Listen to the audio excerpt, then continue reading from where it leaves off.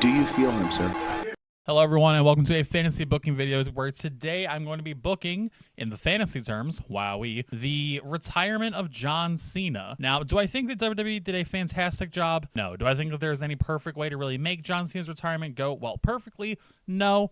But I gotta say I'm not 200% thrilled and satisfied with how it's been. So, yeah, that's what this video is. It's gonna be a quick one. Just a little fuck around. Oh god, I haven't uploaded in forever video. And yeah, let's get into it. Hope you guys enjoy. If you do enjoy or you have any criticisms, leave them down in the comments. Let me know how badly I fucked up. Or if you like it at all, that'd be super cool too.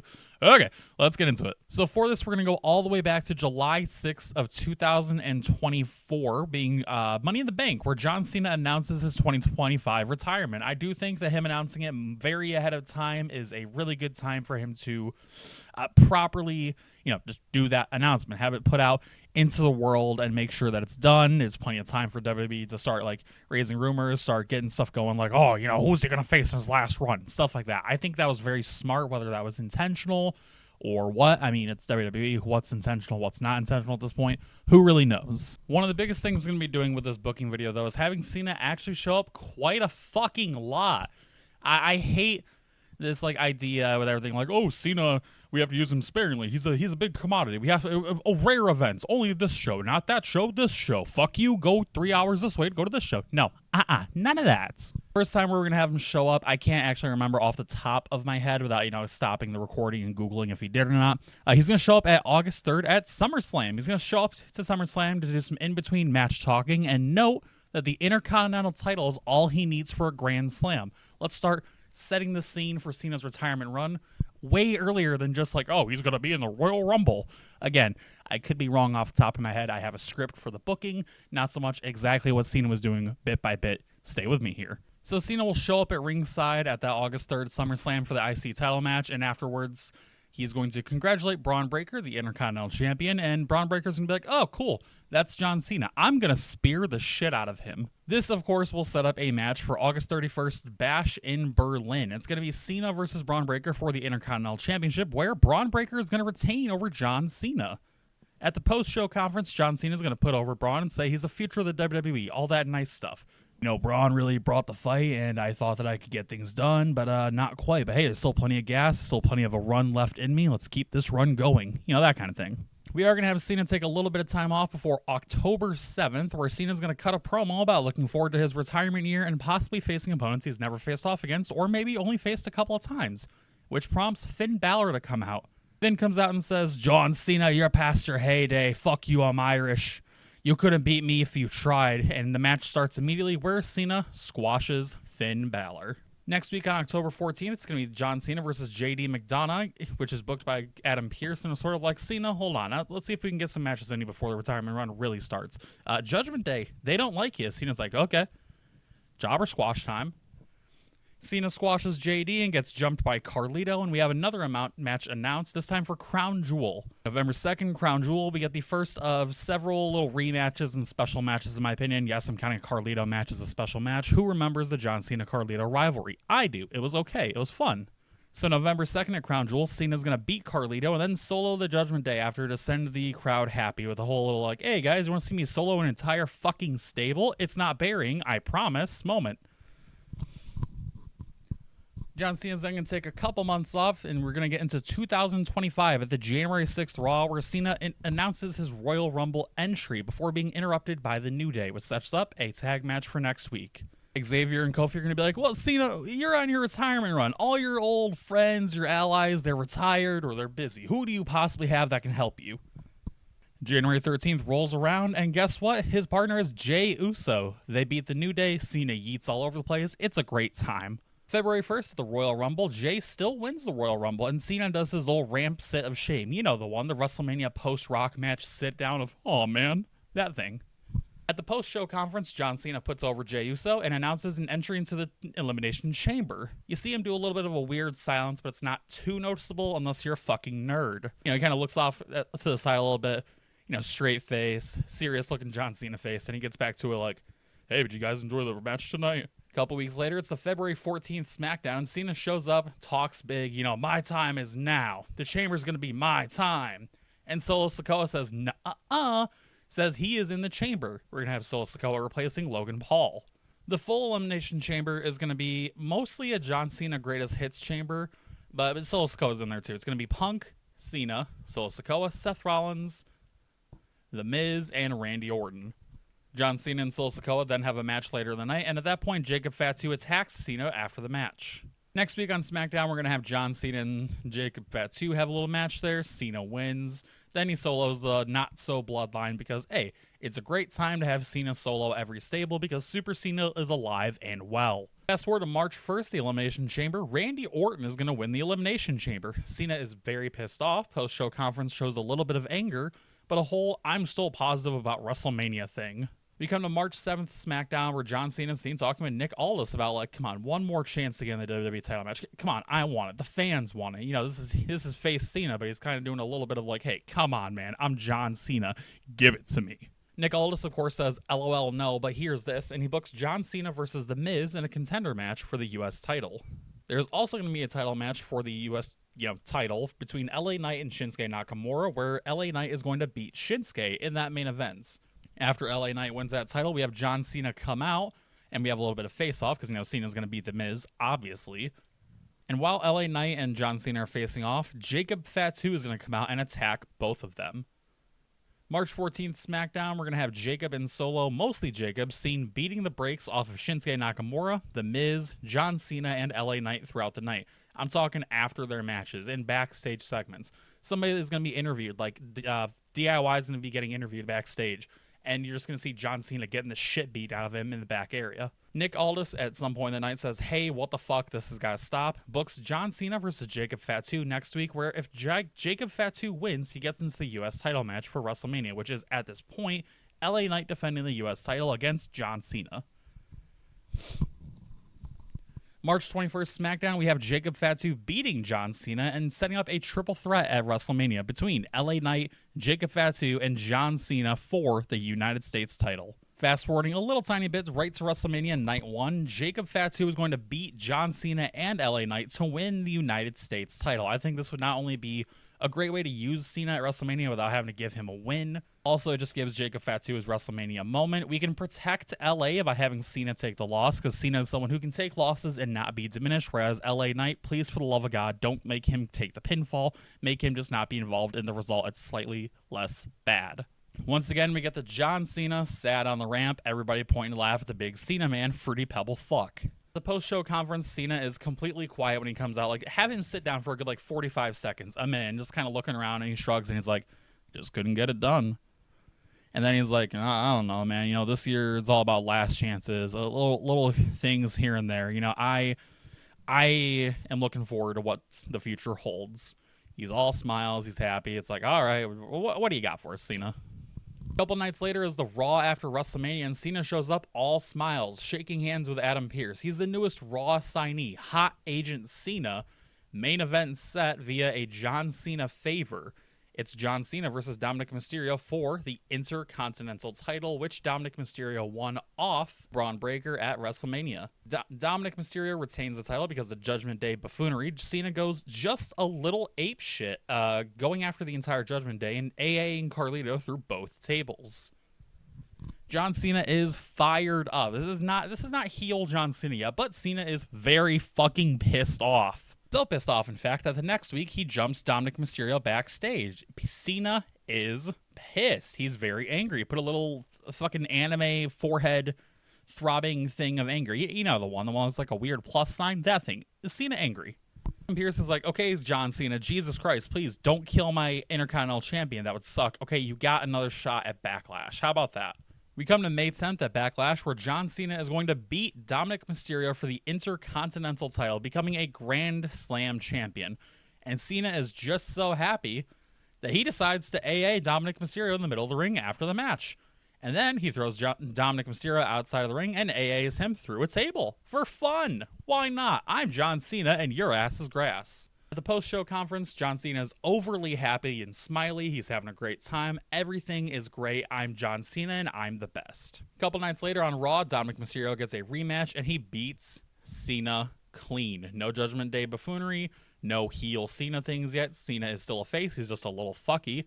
He just beats John Cena clean. Give Dominic Mysterio a big rub, give him his title back, and make John Cena go back to that ramp where he does his little sad ramp sit of shame.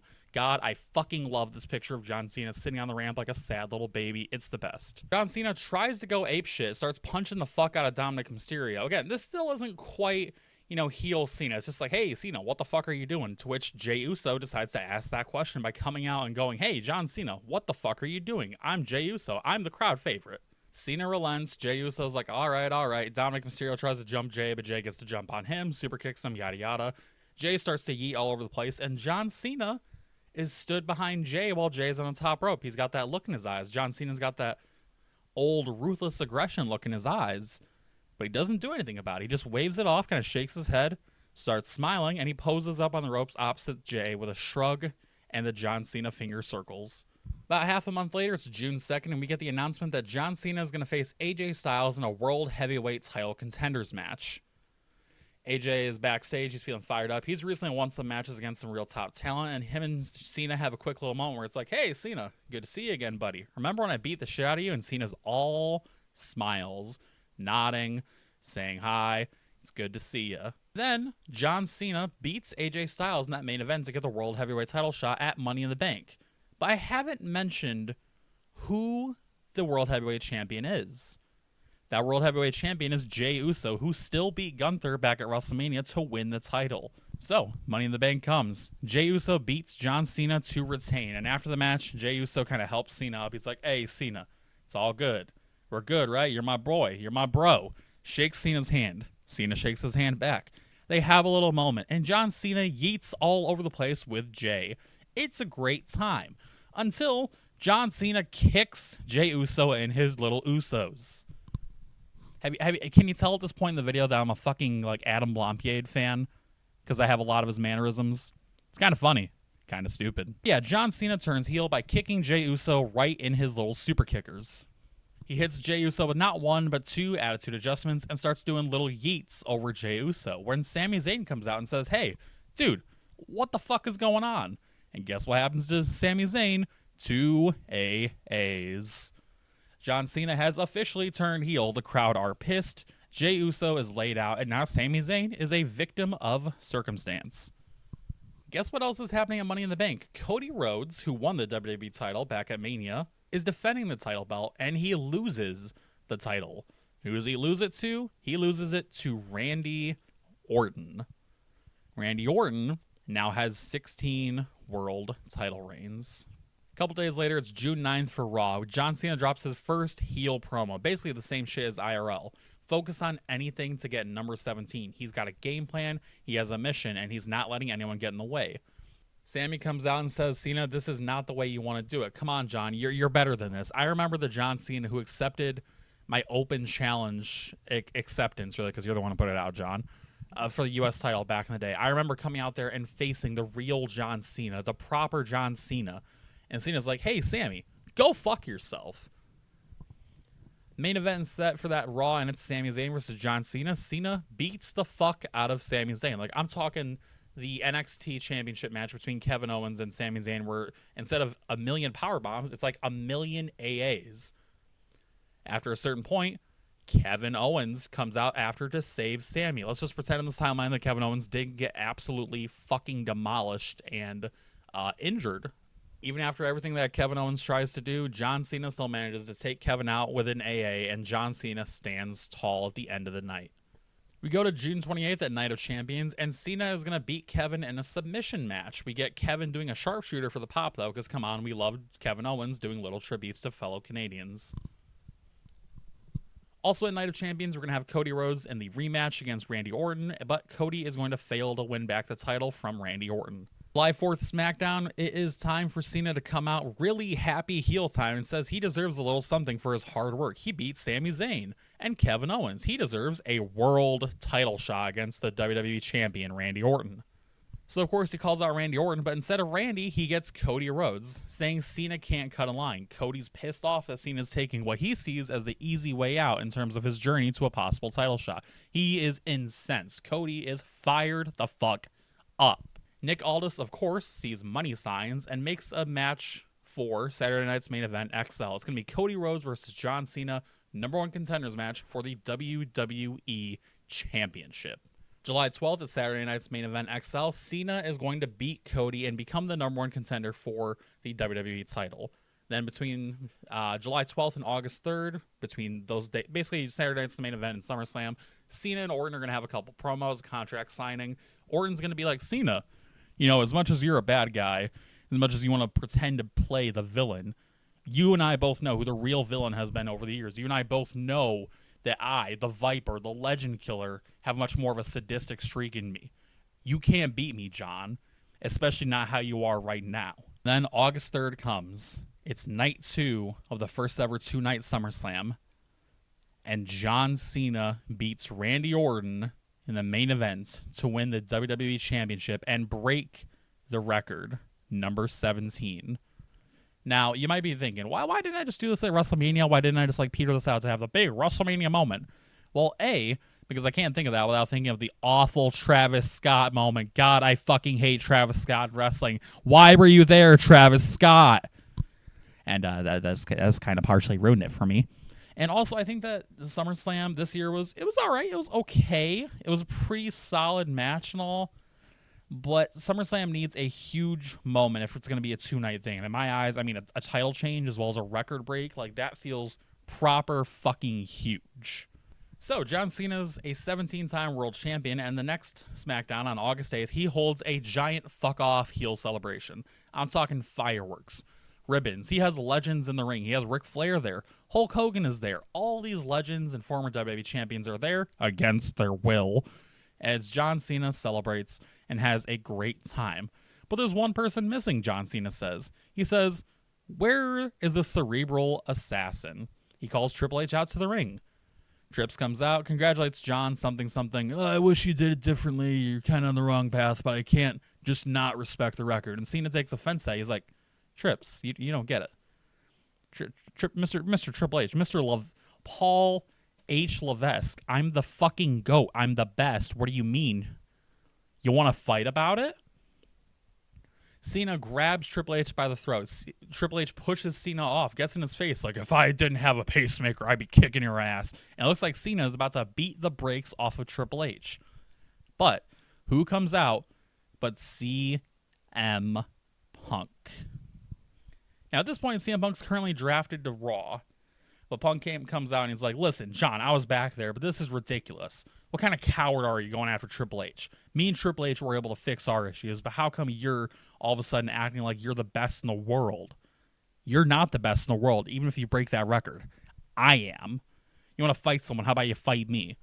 But Cena says, no, I'm good. The next Raw, we have Punk in a match against, I don't know, let's have Finn Balor. Finn Balor is a good person to take a loss. Punk wins, and then afterwards, Punk is celebrating. He calls out John Cena and says, John, I know you're not on Raw, but I know you're back there. You're the WWE champion. You're doing all these little photo shoots and something. How about you come out here and face me like a man? Unlike how you walked away like a coward on Friday. Cena comes out, but he doesn't just, come down to the ring. He comes out through the crowd, kicks Punk in his dick, and just says, you know what, Punk? You're right. You are the best in the world. You're the best in the world at laying on the mat and losing, laying back and letting corporates, companies, and pushovers and babies like Tony Khan, because it's John Cena, he can get away with this, dictate your wrestling future. Basically, Cena's just going to bury Punk on the mic very, very similarly to how he did at the Grand Rapids Friday Night SmackDown earlier this year, which, by the way, I was at, and it was a great time. This sets up Punk not just getting a possible shot at the WWE title via contenders match, but Punk is drafted to SmackDown, where on August 15th, it's going to be CM Punk versus Damian Priest, who has been tearing ass on SmackDown, versus The Miz, because he's The Miz and he's awesome, in a contenders match for the WWE title. John Cena's watching from ringside. He gets on commentary a couple times and says, get a load of these guys. They're awful. I'm the great. I'm the best, right, Michael Cole? And who wins the match but The Miz off of a lucky roll-up after Cena distracts CM Punk? Because John Cena knows that CM Punk is an actual threat. But John Cena has beaten The Miz before. So Miz gets the roll-up.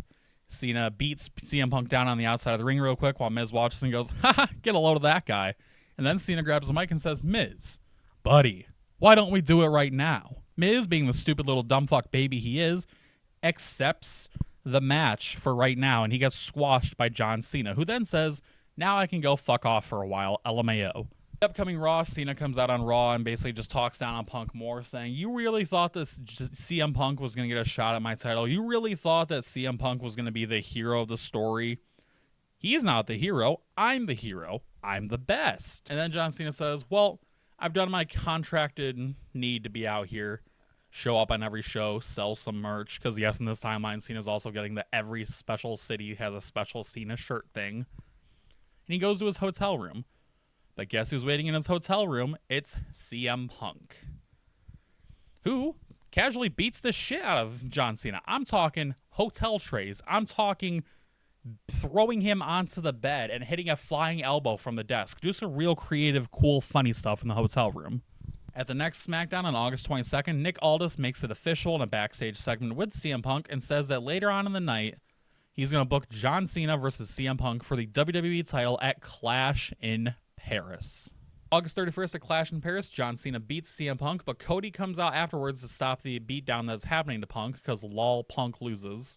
But Cena, of course, being Super Cena, beats the piss and shit out of Cody. Cena then disappears for about a month. It's September 26th on SmackDown. CM Punk and Cody Rhodes just beat the team of, let me think. Let's say Street Profits. And Punk and Cody get the mics and they're just like, hey, where is the WWE champion anyways? No, we're all guilty of taking some time off when we're champion, not being here every single week. But John Cena calls himself the best. He's not even here every single week. Call him out. And John Cena appears via satellite, haha, funny rock callback, to basically say, how about you both fuck off and die? I have my dates booked. I have my retirement tour booked to a T. I'm not here until Crown Jewel. And then he says, but Nick Aldis has informed me that I do have to defend my title against you two losers at Crown Jewel. So, I'll see you then. Until then, keep my name out your mouth. Crown Jewel arrives, and it's John Cena versus CM Punk versus Cody Rhodes, where John Cena wins. 2 days later, October 13th, Raw comes around, and John Cena says, who else can I beat? I've beaten all your top stars. I've beaten CM Punk. I've beaten Cody Rhodes. I've beaten Randy Orton. Nobody is on my level. And I'm so confident in that fact that I'm going to bring back a little something. Remember the U.S. Open Challenge?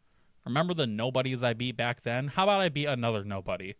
Backstage area. I know some of you have to be chomping at the bit to be getting in the ring with John fucking Cena. So how about someone comes out and we have ourselves a little match? And we get a nice little surprise. Chad Gable comes out. He's got a big puffy chest. It's an actually somewhat competitive match. Let Chad Gable cook a little bit. But John Cena is going to overpower him and beat him, of course. The next week is October 20th for Monday Night Raw, and John Cena starts the show off by saying, guess what, guys? I've got time off and only have to work so many dates thanks to a deal between me and TKO. Thanks, Rocky. But Adam Pearce comes out and says, eat shit. The Rock can eat shit. Suck my bald head. This is my show. And he tells John Cena that he has to come to Raw and SmackDowns when he and Nick Aldis say. Cena's pissed off, but basically says, all right, whatever, cool. You know, I'll do you one better, Adam. How about another open challenge? Who do you got lined up for me? Who's sitting back there ready to face the champion? We get a little backstage segment. We see a lot of Raw superstars kind of going like, I don't know. And we see a couple of people like, I'm fucking good. Like, let's have Grande Americana like standing there backstage. Everybody looks at him. They're like, hey, come on, Grande. And he's like, no English. And he runs away. But someone is going to fight him. Javon Evans comes out. Let's have an NXT call up during this. Javon Evans comes out and, of course, gets beat. We're not going to have him win.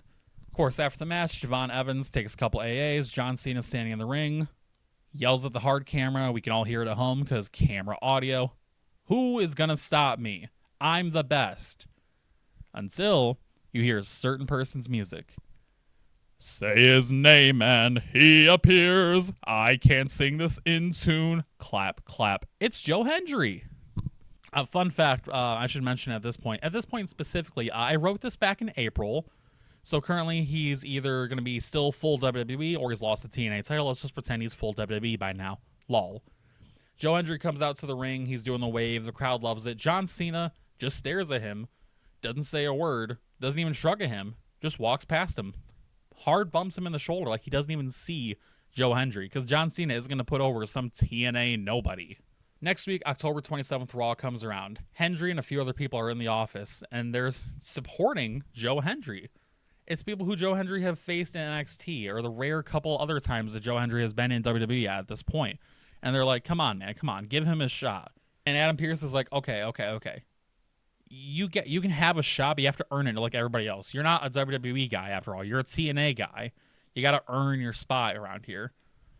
And he says he can start earning it by facing Sheamus at the end of the night in the main event. So the October 27th Raw main event is Joe Hendry versus Sheamus, and Hendry wins, but just barely. Sheamus shows him a little sign of respect, hits the fella pose, does a little like Joe Hendry head turn with Joe Hendry, but Sheamus gets kicked in the dick by John Cena, who then hits an AA on Joe Hendry. Cena stands tall, and this is the first time he's acknowledged Joe Hendry by looking down on him. October 31st SmackDown, Nick Aldis believes in Joe Hendry, but wants to make sure that Joe Hendry is ready for Cena, because again, he's a new guy, he's a TNA guy, we can't just give him a shot. So he books Joe Hendry versus Solo Sikoa. Joe Hendry wins, but he then gets jumped by the rest of the totally not the bloodline trademark symbol. Yes, we're going to have Joe Hendry work both Raw and SmackDown, because I think the best way to have Joe Hendry at this point, have him work a shit ton, expose him to the crowd, show him off to the fans, get him more over than he already is. November 3rd, Raw, it's going to be Joe Hendry versus Kofi Kingston, where Hendry wins and reverse jumps Xavier and Kofi when they try to fuck him up. And there's still no sign of John Cena. Just Joe Hendry, who is showing the world that he is coming for that title. He's calling out John Cena. He's making it apparent that Joe Hendry wants to be the guy to beat Mr. 17. A few days later, it's Joe Hendry versus The Miz, which is an easy win for the SmackDown match, before JC Mateo jumps him and hits him with a tour of the islands. John Cena comes out afterwards, bitches and moans about how he's being forced to show up, and buries Joe Hendry on the mic. I'm talking some lines like, Joe, while you were flailing around on some indie B company, I was in the main events. I was winning titles. When I won the WWE title for the 17th time, what were you doing? Facing some loser like Dolph Ziggler, maybe some face-painted freak like Jeff Hardy? You know, throwing some names there for some funny ha-has. Just a pure, absolute burial. November 10th, Raw comes out, and Joe Hendry puts out an open challenge of his own and says, hey, if our bitch-made WWE champion can do open challenges, so can I. And Penta comes out. Hendry's going to win, but this is going to be a real fun match. Let's have Penta do the Hendry pose. Hendry does the strut. A fun, great time. November 14th, SmackDown, Joe Hendry versus JC Mateo. Hendry is going to barely win and then get jumped by Jacob Fatu. And I mean proper jump. Like, he is going to get fucked up. Which leads to Joe Hendry missing Monday Night Raw. He was supposed to be having a match with Sami Zayn, but about halfway through the show, Adam Pearce announces that Joe Hendry is suffering from a bit of an injury after getting jumped back on SmackDown. Cena shows up on Raw and basically says, get a load of this guy. Can't even show up to Monday Night Raw, which causes Sami Zayn to come out and challenge Cena to a match, which you know the deal. LOL, Cena wins. Sami, I'm sorry, you're getting hit with multiple finishers again. RIP, you're back. John Cena then comes out a few days later on SmackDown on November 21st, shows up and says more get a load of this guy stuff, to which Joe Hendry does come out and talks about how he's been put through the ringer, but is still taking Cena down one way or another. Because he's the future and John Cena is the past. After John Cena leaves, Hendry says, that's all right. I'll get my shot against you at some point. But while I'm here, while I'm back on SmackDown, hey, Solo, Fatu, Mateo, how about one of you comes out here and actually faces me instead of jumping me after a match?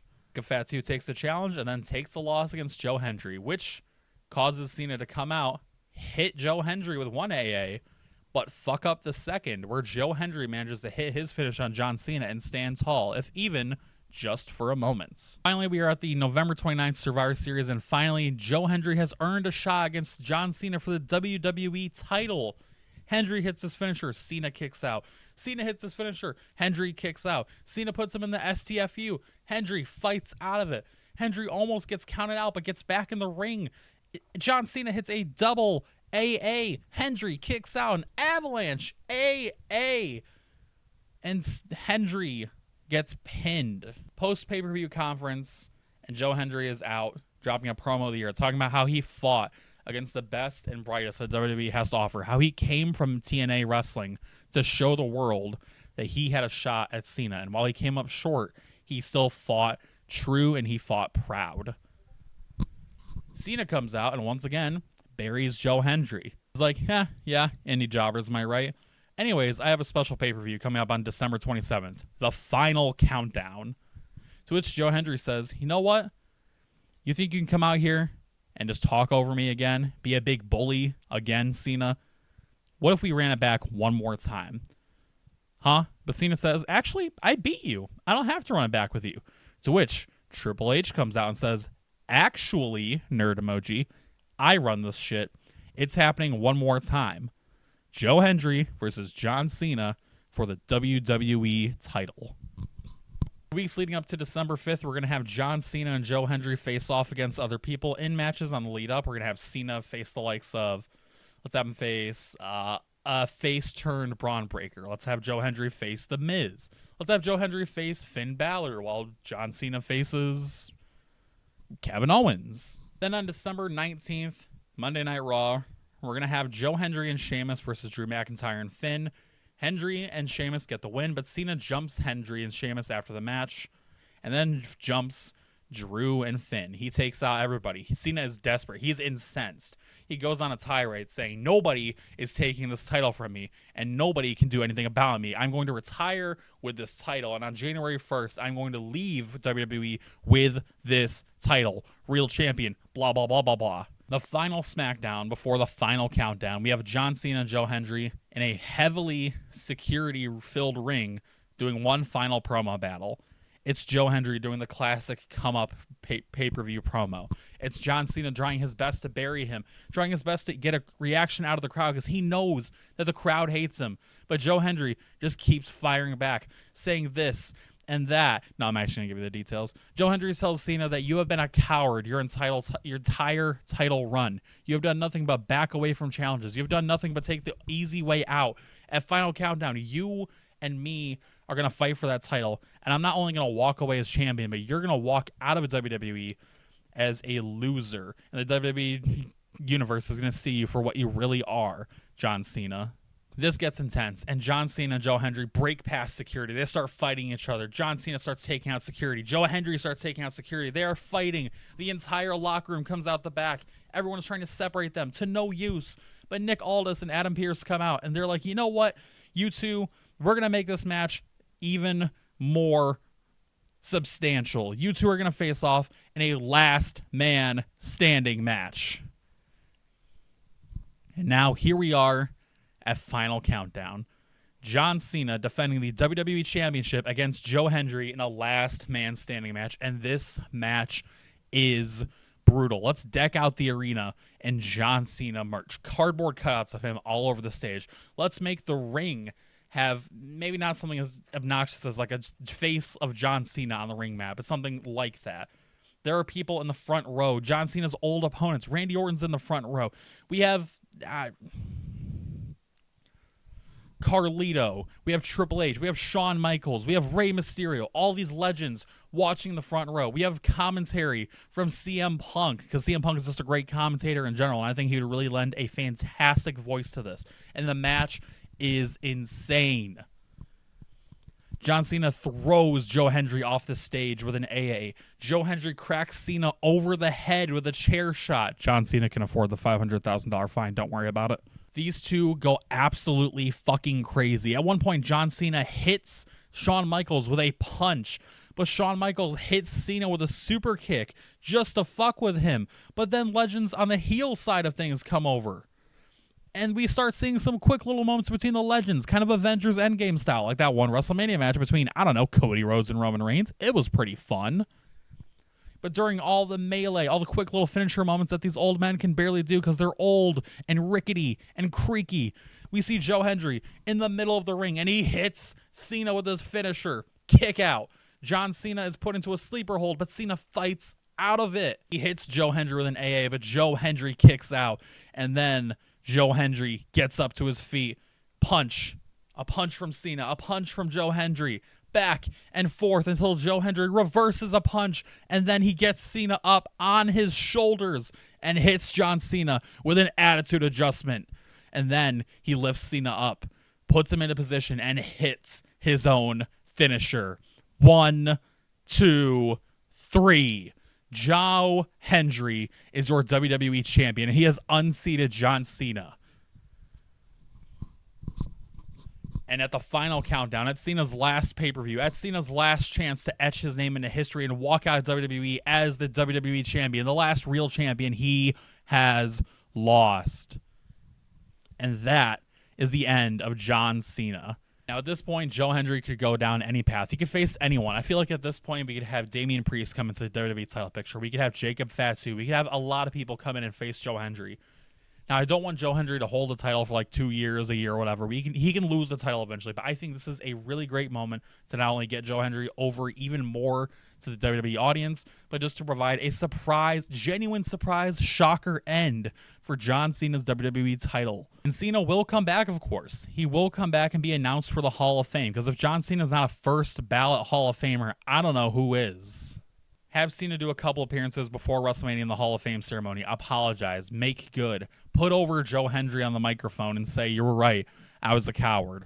Hopefully, at WrestleMania, my Hall of Fame induction, I can make good with the universe. And that, ladies and gentlemen, is how I would book John Cena's retirement year. What do you guys think? This is a long video. Like, my recording is currently like 45 minutes before I cut it down and, chop it together. But honestly, I want to know what you guys think. I'm very tempted to just leave the picture as the thumbnail for the background, just like, get it out in general, because this video has been sitting out for a long time. So if you came all the way through, thank you for watching, first and foremost. But like I said, let me know what you guys think down in the comments section below. Tell me what I did wrong. Tell me what you think I did right. Tell me how you would have booked John Cena's retirement tour. Hope you're having a good day. Hope you're staying hydrated. I'll see you next time.